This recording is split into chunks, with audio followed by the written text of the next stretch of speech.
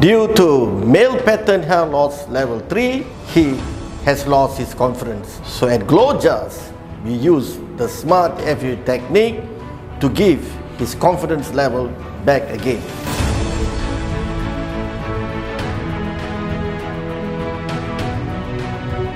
Mr. Melvin, what would you like to do about your hairline?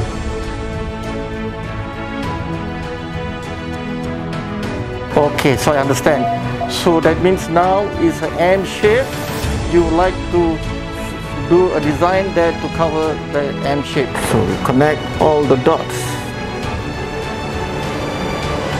Connect all the dots. So now the hairline is appearing.